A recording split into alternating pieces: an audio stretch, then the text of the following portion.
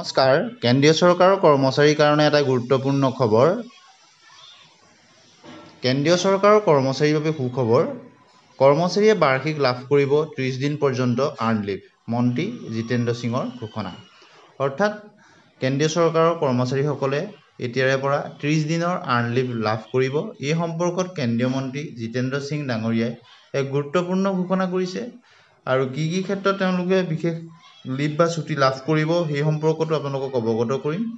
আৰু লগতে আছে কেইবাটাও গুৰুত্বপূৰ্ণ খবৰ আপোনালোকে ভিডিঅ'টো স্কিপ নকৰাকৈ শেষলৈকে চাব কেন্দ্ৰীয় চৰকাৰৰ কৰ্মচাৰীসকলৰ বাবে সুখবৰ এতিয়াৰে পৰা কেন্দ্ৰীয় চৰকাৰৰ কৰ্মচাৰীসকলৰ বৃদ্ধি পাব বাৰ্ষিক ছুটিৰ সংখ্যা কেন্দ্ৰীয় চৰকাৰৰ কৰ্মচাৰীসকলে ব্যক্তিগত কাৰণত বছৰি 30 দিনলৈকে আৰ্জিত ছুটি অৰ্থাৎ আৰ্ণ লিভ তেওঁলোকে ল'ব পাৰিব য'ত পিতৃ মাতৃৰ পৰিচৰ্যাও অন্তৰ্ভুক্ত হৈ থাকিব অৰ্থাৎ পিতৃ মাতৃৰ পৰিচৰ্যাৰ কাৰণেও তেওঁলোকে এতিয়া আৰ্ণ লিভ লাভ কৰিব অৰ্থাৎ পূৰ্বতে কিছু সীমিত আছিল ছুটিৰ সংখ্যা এতিয়া এই আৰ্ণ লিভৰ সংখ্যাটো 30 দিনলৈ বৃদ্ধি কৰা হৈছে আৰু এই ক্ষেত্ৰত বিভাগীয় কেন্দ্ৰীয় মন্ত্ৰী মহোদয়ে তেওঁ অৱগত কৰিছে গতিকে আপোনালোকে গম পাইছে যে কেন্দ্ৰীয় চৰকাৰৰ ক্ষেত্ৰত বৃহৎ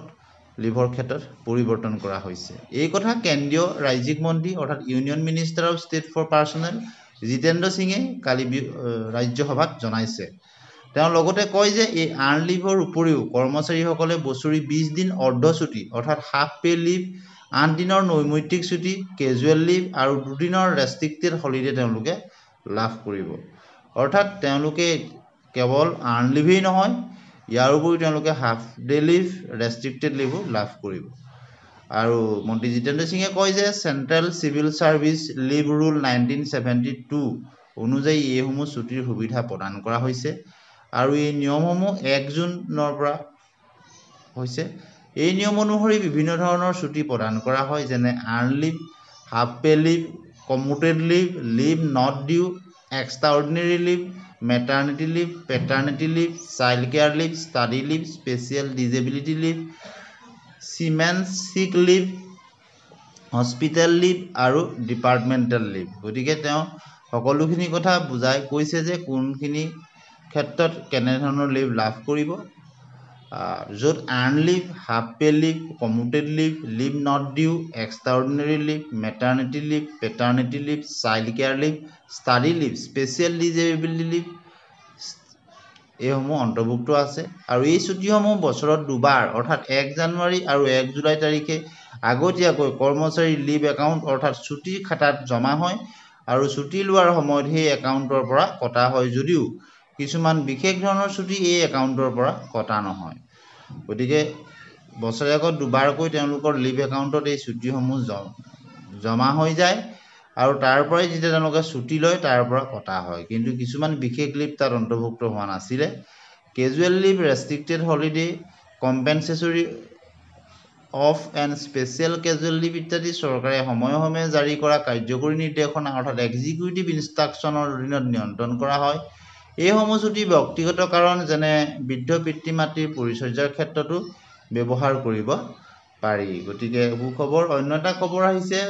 ইন্সপেক্টৰ অফ স্কুল বঙাইগাঁৱৰ ফালৰ পৰা গতিকে এইটো হৈছে আপোনালোকৰ ইণ্টাৰমিডিয়েট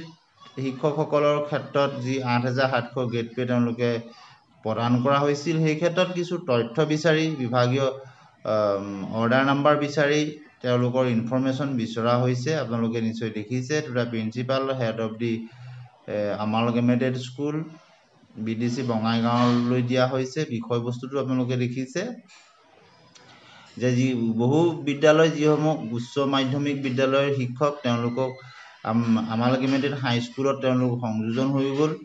আৰু তেওঁলোকক 8700 টকাৰ যি গ্ৰেড পে প্ৰদান কৰা হৈছিল পূৰ্বতে সেই গ্ৰেড পে প্ৰদান কৰাৰ কাৰণে চৰকাৰী যি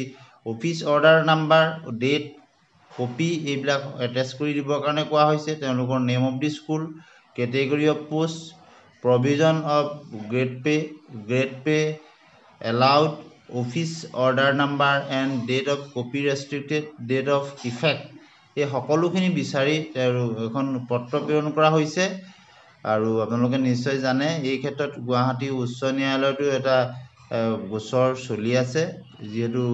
আপাৰ প্ৰাইমেৰী স্কুলৰ যিসকল তেওঁলোকে পূৰ্বতে 8,000 টকা 700 টকাৰ গেট পে লাভ কৰি আছিল তেওঁলোকক কিছুদিনৰ কেইমাহমানৰ আগতে তেওঁলোকৰ ক্ষেত্ৰত গেট পে কৰ্তন কৰা হৈছিল আৰু কিছু সংখ্যক তেওঁলোক উচ্চ ন্যায়ালয়ৰ দ্বাৰস্থ হৈছিল আৰু আদালতত বৰ্তমান গোচৰটো চলি আছে আৰু এই ক্ষেত্ৰত ইয়াৰ মাজতেই বঙাইগাঁৱৰ যি ইন্সপেক্টৰ স্কুলৰ ফালৰ পৰা এইসমূহ তথ্য বিচাৰি বিদ্যালয়সমূহৰ প্ৰধান বা প্ৰিন্সিপালসমূহলৈ লেটাৰ প্ৰেৰণ কৰা হৈছে য'ত বিশেষ কিছুমান স্পেচিফিক তেওঁলোকৰ ইনফৰমেশ্যন বিচৰা হৈছে গতিকে পৰৱৰ্তী সময়ত ইয়াৰ সম্পৰ্কত কিছু যদি আপডেট আহে আমি আপোনালোকক জনাবলৈ চেষ্টা কৰিম এতিয়া মাত্ৰ আপোনালোকে গম পালে এইখন অফিচিয়েল লেটাৰ এতিয়া অন্য এটা খবৰ লৈ আহিছোঁ যে ভাৰতীয় মজদুৰ সংঘৰ সৈতে সংযুক্ত অসম গ্ৰামীণ বিকাশ বেংক কৰ্মচাৰী সংঘই অসম গ্ৰামীণ বিকাশ বেংকৰ খ্ৰীষ্টিয়ান বস্তিৰ এডামছ প্লাজাত থকা বেংকৰ মুখ্য কাৰ্যালয়ৰ সন্মুখত এক শান্তিপূৰ্ণ ধৰ্ণা কাৰ্যসূচী পালন কৰে এই প্ৰতিবাদ অল ইণ্ডিয়া গ্ৰামীণ বেংক অফিচাৰ্ছ অৰ্গেনাইজেশ্যন দেশব্যাপী আহ্বানত অংশ হিচাপে অনুষ্ঠিত কৰা হৈছে অৰ্থাৎ মজদুৰ সংঘৰ সৈতে সংযুক্ত অসম গ্ৰামীণ বিকাশ বেংক কৰ্মচাৰী সংঘই অসম গ্ৰামীণ বিকাশ বেংকৰ খ্ৰীষ্টিয়ান বস্তিত এডামছ প্লাজাত থকা তাত তেওঁলোকে এক শান্তিপূৰ্ণ তেওঁলোকে আন্দোলনৰ কাৰ্যসূচী কৰে য'ত আঞ্চলিক গ্ৰামীণ বিকাশ বেংকৰ কৰ্মচাৰীসকলৰ বছৰ ধৰি মীমাংসা নোহোৱাকৈ থকা 11 দফীয়া দাবীসমূহৰ ওপৰত গুৰুত্ব আৰোপ কৰা হয় আৰু শতাধিক বেংক বিষয়াই ধৰ্ণাত অংশ লৈ বিভিন্ন শ্লোগানৰ লগতে প্লেকাৰ্ডেৰে তেওঁলোকে দাবীসমূহ প্ৰদৰ্শন কৰে আৰু মুখ্য দাবীসমূহৰ ভিতৰত তেওঁলোকৰ RBI তেওঁলোকৰ নিৰ্দেশৰ কথা আছে কিছুমান দাবী পূৰণৰ কথা কোৱা হৈছে আৰু শেষত পিতৃ মাতৃৰ যতন ল'বলৈ 30 দিনৰ বিশেষ ছুটি পাব কেন্দ্ৰীয় চৰকাৰ ইতিমধ্যে এই বাতৰিটো আপোনালোকক অৱগত হৈছে এনেধৰণৰ চৰকাৰী কৰ্মচাৰী আৰু পেঞ্চনৰ লগত জড়িত গুৰুত্বপূৰ্ণ খবৰৰ কাৰণে আমাৰ চেনেলটি সাবস্ক্ৰাইব কৰি দিব ভিডিঅ'টি লাইক কৰি হাই বটনটো টিপি দিব